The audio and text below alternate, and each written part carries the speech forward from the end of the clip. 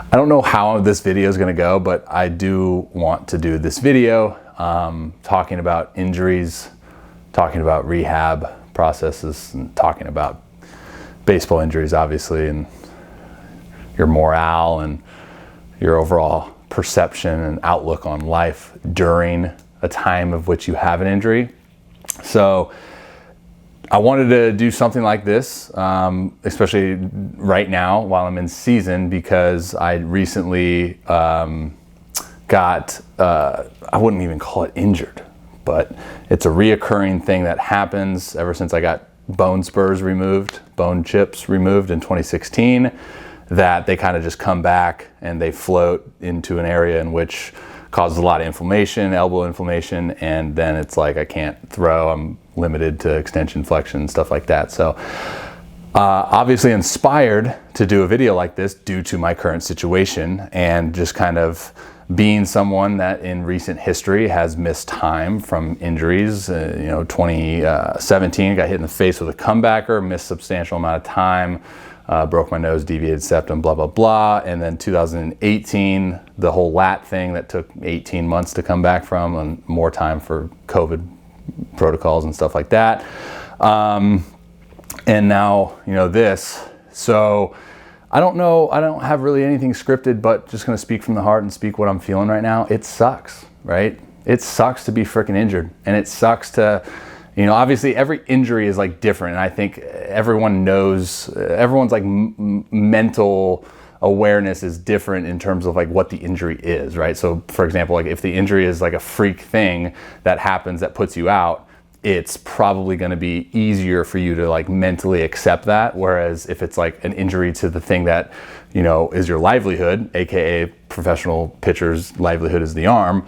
And it's one of those frustrating things too, where it's like, you can do everything that you think you need to do, or everything that is asked of you to put yourself in the best possible position to have long-term success and stay healthy and do all of the little things, to put you at the top of the frickin' food chain, and it still happens, right? And you do all of those things, which is a huge sacrifice to your life, right? Putting in all the hours of not only just physical work, but mental work, freaking routines, like all of these little things. And at the end of the day, an injury happens, and then you're from a mental standpoint, like we're all human beings, right? So we all have these flawed thought processes. And I'm speaking from personal experience, man. You sit there and you think like, all right, is it worth it? Like everything that I do, all the sacrifices I make, all the time that I put into certain things, like, is that worth it, right? Can I hang my hat on that knowing that I'm doing the right things? For this particular thing, I believe so, because like I said, it's happened like over the years, maybe, twice over the past 4 or 5 years, where like a bone chip just kind of gets underneath that tendon, and then that tendon inflames. But we got a Band-Aid because we got a cortisone shot. So hopefully, Lord willing, that'll clean it up. And then you also ask yourself, like, all right, is this something I want to do, right? Like people gravitate towards things that make them happy and find like joy in life. And obviously we talk about like passion and stuff like that. And, I'm sitting here thinking like, all right, well, yeah, all the great moments of the game and playing are like absolutely sensational and fantastic. And I freaking love that. And I love the game. But then like, it's these moments, right? Where you're just left with like nothing. And you're just like, I'm hurt. I can't do what I want to do. And now when I come back, it's like you're starting from here and you got to work your way up here when you just already were up there because you freaking worked there. And then you ask yourself like, all right, well, is it worth it to do that, right? Like, are the good moments, and is the game itself pure enough to stick it out? And obviously the answer for me is absolutely, because I'm psycho. But it's tough, and the toll is mentally. We talk about like mental health, and I don't think we put as much of an emphasis as we should on like athletes, right? You got to think about, I was having this conversation in the dugout yesterday, how we're entertainers and we're essentially expected to do this one thing for a long period of our lives, right? Even, professional athletes right now, like they weren't just professional athletes overnight, like they worked their whole entire life to get there, and they're just a product of that environment. And then it's stripped away from you, right? So like everything that you thought you knew about yourself in life is now taken away, and it's almost like that identity thing. I did a video on this a while back on like, what do you identify as? And I struggled with this early on, and I think it was a path that God showed me that I needed to get better at, was like, you don't identify with the game. The game from a performance aspect, right? So like, obviously the performance of it is always freaking a roller coaster ride. Sometimes you're good, so therefore like, oh, my outlook on life is great. And then sometimes you suck, and then it's like, life sucks, it's raining, it's gloomy, boo. So that's another huge piece to all this, is like, you got to have something as a foundation, is something strong and sturdy that's able to, you know, get you out of bed every morning. But I've really, you know, even me, like, where I think, you know, some days I think I really got a grasp on this whole mental concept of life. And then some days, you know, I wake up and I'm just like, I don't get to throw today. You know, like, that sucks.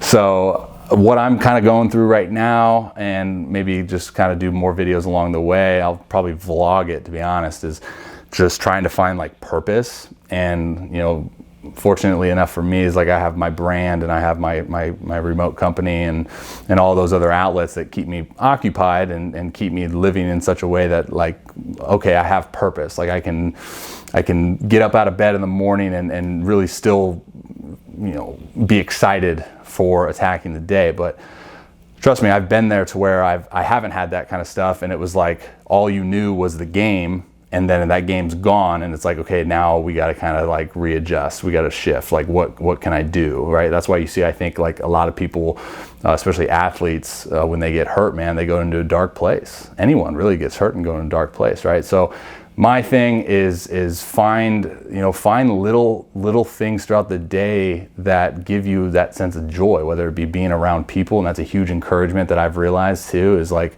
I tend to isolate myself, right?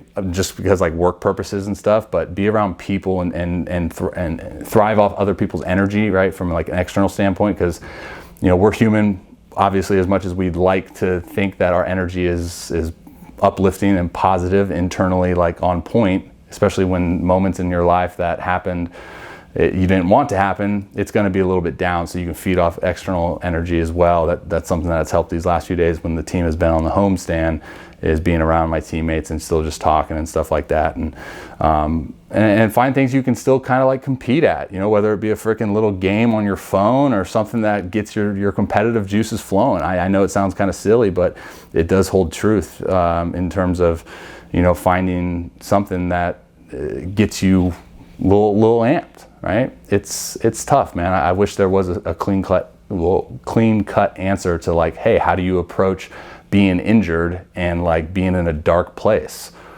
Well, if I knew that, I probably wouldn't be sitting on this couch in this hotel room in Ohio. But here I am. So that's some of the stuff I'm going through right now. You know, watching, disconnecting a little bit mentally too, like taking time to disconnect, go to a movie, watch a TV show, binge watch a TV show. And I have to do a better job from a physical standpoint, because like my arm's jacked up right now. So like if I go to a weight room, there's nothing I can do with this right arm. And that kind of takes away like my desire to want to train. But like I can still train lower body, and I need to do a better job of like, all right, check the ego at the door, dude. Like, do what you need to do and fall in love with that process. Like I need to start incorporating some challenges for me in the weight room to, like, you know, do some lower body stuff, like maybe challenge myself in a mobility thing with my lower body, something that's just getting me you know, longing for that competition and that personal improvement too, which I can still improve on, you know. So fortunately, it's, you know, everything else is good though. Like, you know, the ligament, everything's good. Just this stupid loose body bone chip is just not wanting to move and put that tendon back in. But we'll be okay. We'll be okay. Hopefully this video can influence some positivity or some education for those of you guys who are in that same boat of facing that injury. I think the biggest encouragement is, it's easy to say, but hard to identify, right? Like, don't identify in what you do, identify in who you are. It's a pretty decent line to end this video on too. Love you guys. God bless. I'll keep you posted. See ya.